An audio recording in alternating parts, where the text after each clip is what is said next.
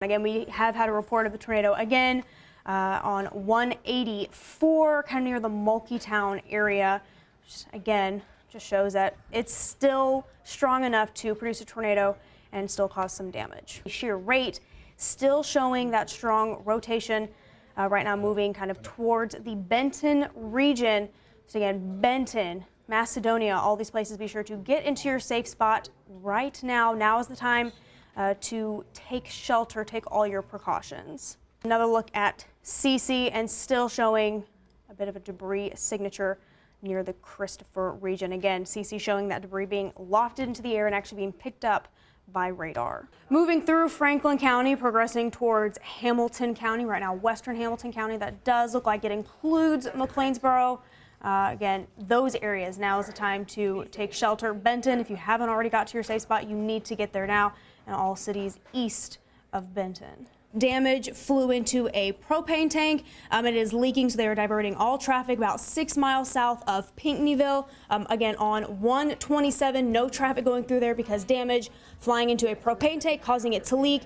As a precaution, again, 6 miles south of Pinckneyville on 127, no traffic moving through. And we have seen that all evening long, these storms just being cyclical, continuing to gain strength as they get into these favorable severe weather parameters, and they just keep going. And that's one of the reasons, as I mentioned before, why we're calling them cyclical and why they just keep developing. Well, right now we are actually still in Virgins, but we actually just took a step back from where we were earlier in the newscast, just to kind of show you again the widespread of damage that we are seeing across Jackson County, especially here near the Virgins area.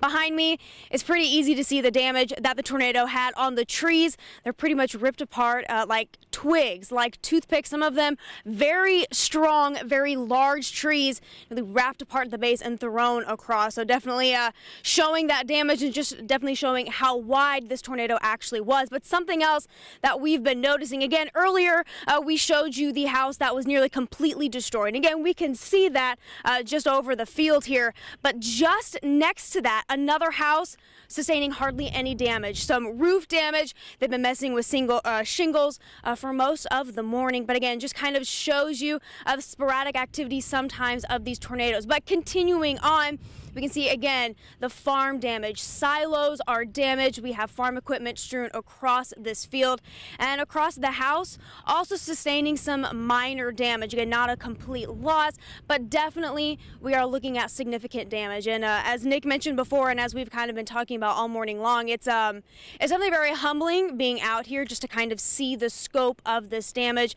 and again just to see almost just how the tornado has moved through and what kind of damage it has done. There are lots of crews out here continuing to restore power, trying to get things cleaned up. People are probably going to be out here not only today, but as we approach the rest of the week as well. So definitely something to keep in mind. Definitely give people their space when they are recovering from this damage in this tornado. Definitely going to keep you up to date here. We're going to try and eventually get to Ava, show you some damage there a little bit later. If not in the newscast, we're definitely going to try and get you through that out on social media, any other means that we can. But for now, live in Jackson County, Rachel Dunzing, News 3.